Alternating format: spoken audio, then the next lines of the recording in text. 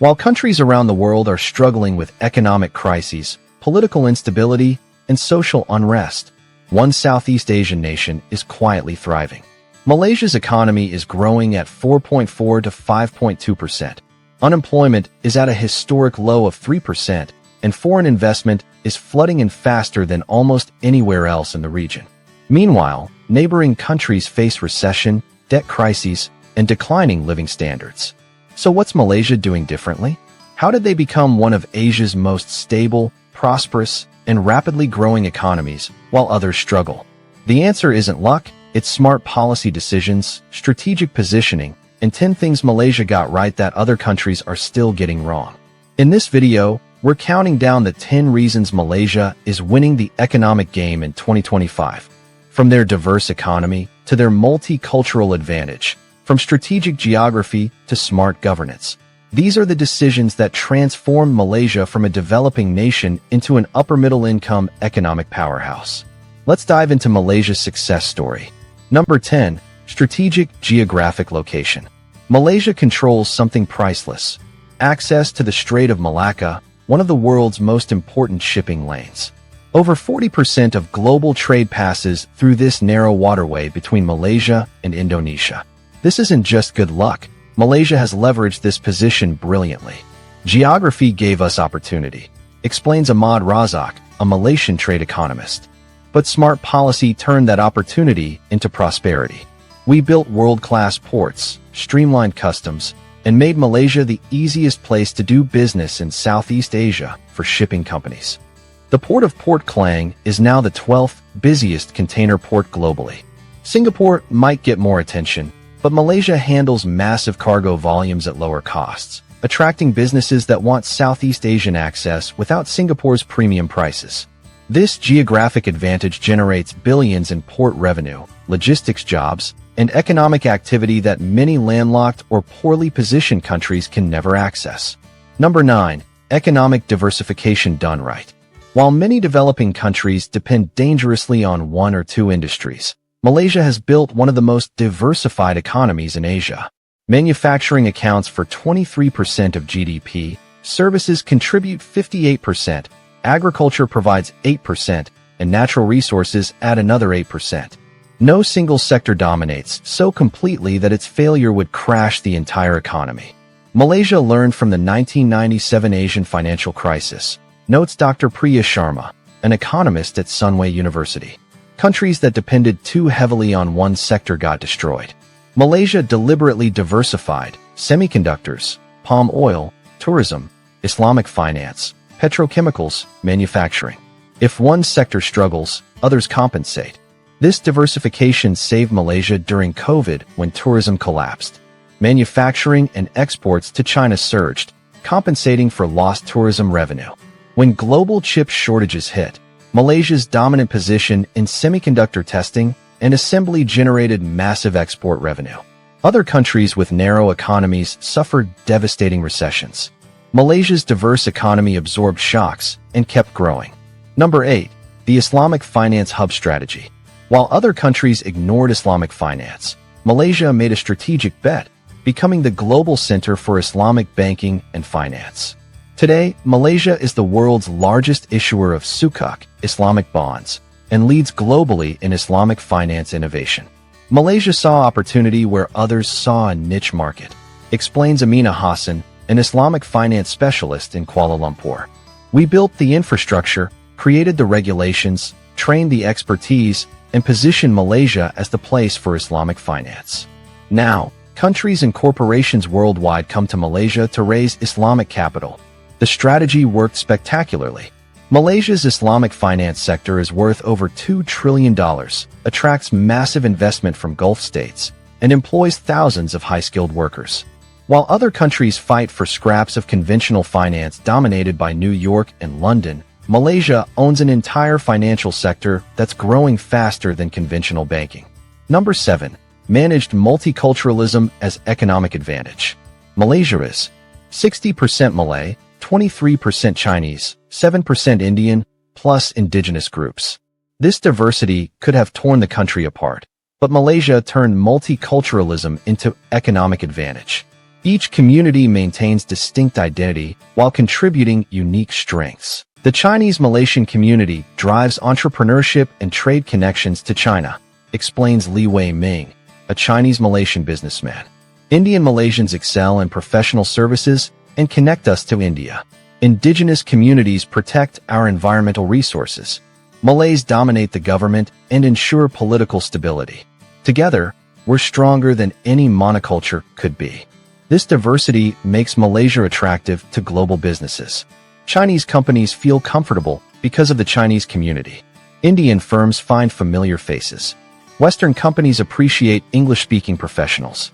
Middle Eastern investors find Muslim-majority comfort. Malaysia offers something for everyone, a massive competitive advantage other homogeneous nations lack. Number 6. Education investment that actually works. Malaysia spends 20% of its national budget on education, one of the highest rates globally. But unlike countries that waste education funding, Malaysia's investment produces results. Literacy rate, 95%. University enrollment, 48% of the eligible population. And crucially, education aligns with economic needs. Malaysia doesn't just educate people, we educate them for jobs that exist, notes Education Minister Hassan Abdullah. We partner with industries to design curricula. Semiconductor companies help design engineering programs. The tourism industry shapes hospitality education. Islamic finance sector trains finance graduates. Education isn't theoretical, it's practical. The results? Malaysia has one of Asia's highest skilled labor ratios and the 62nd highest labor productivity globally, significantly higher than Indonesia, Philippines, Vietnam, and China. Companies can find qualified engineers, technicians, and professionals without the expensive expat hiring that cripples operations in neighboring countries. Number 5. The palm oil economic engine. Malaysia is the world's second largest palm oil producer, and they've turned this crop into an economic empire. Palm oil alone contributes $30 billion annually to Malaysia's economy, employs over 600,000 people, and generates massive export revenue. Everyone criticizes palm oil for environmental reasons, admits plantation owner Tan Sri Ramesh. But Malaysia has implemented sustainable practices that balance economic needs with environmental protection. We're not destroying rainforests recklessly, we're managing resources for long-term prosperity.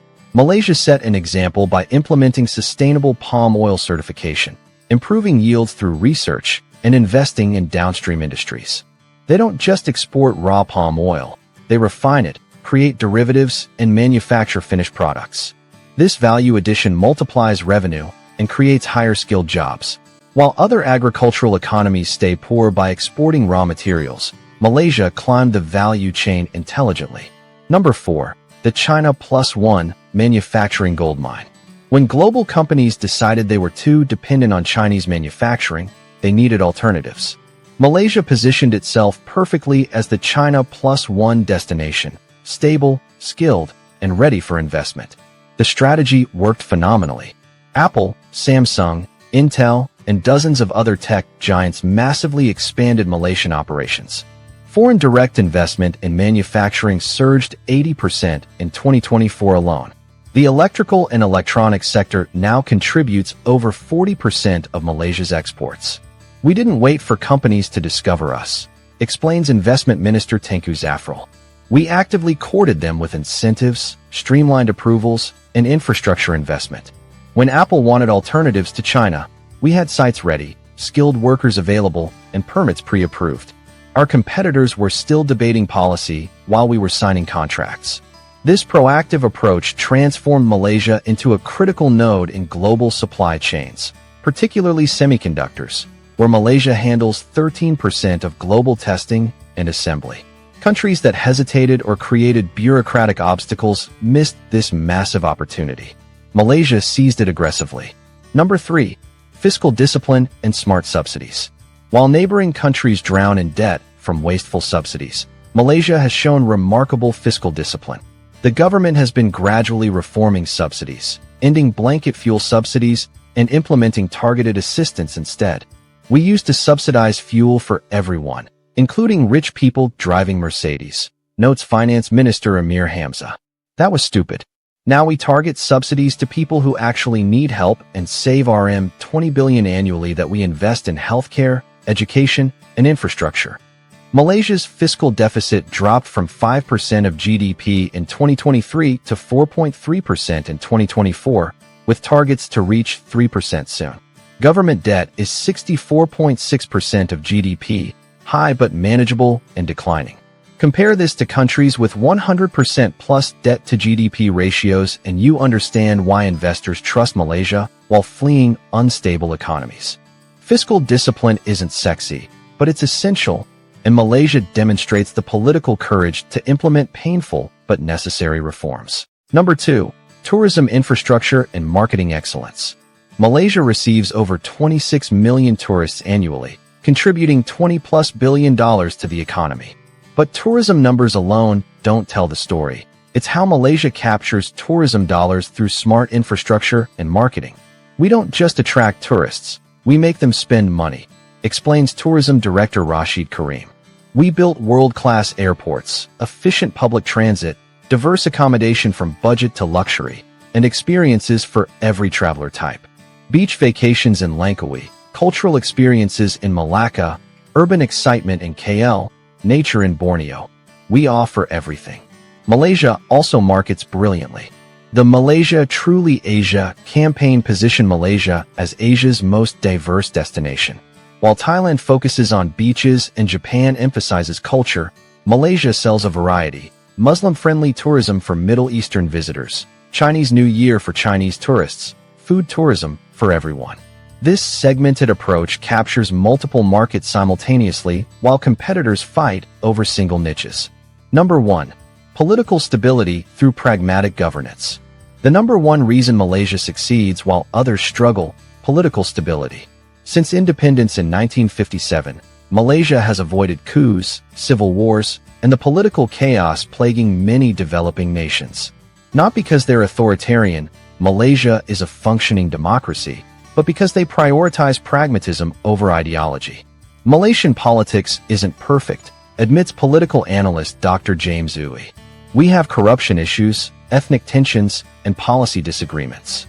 But our system contains conflicts through institutions, compromise, and focus on economic performance. Leaders know that if the economy fails, they lose power, so they prioritize growth. This stability attracts investment that unstable countries can never access. Why would a company build a $5 billion semiconductor plant in a country that might have a coup next year? They build it in Malaysia, where political transitions happen through elections, not tanks. This stability premium is worth billions in investment that flows to Malaysia instead of more chaotic neighbors. The Madani framework launched by Prime Minister Anwar emphasizes sustainability, prosperity, innovation, respect, and trust. Practical goals focused on improving lives rather than ideological purity. This pragmatic governance focused on results rather than rhetoric is Malaysia's ultimate competitive advantage. Why this matters? Malaysia isn't perfect. Corruption exists. Income inequality remains high. Some regions lag behind. Racial tensions periodically flare. But compared to countries descending into chaos, facing debt crises, or trapped in poverty, Malaysia is winning, and winning consistently. The lesson isn't that Malaysia has magic solutions. It's that they made 10 smart decisions that compound over time. Geographic advantage leveraged through infrastructure. Economic diversification reduces risk. Islamic finance creates a unique position. Multiculturalism turned into strength. Education aligned with needs. Resources managed sustainably. Manufacturing opportunities seized aggressively. Fiscal discipline maintained. Tourism marketed excellently. Political stability prioritized pragmatically.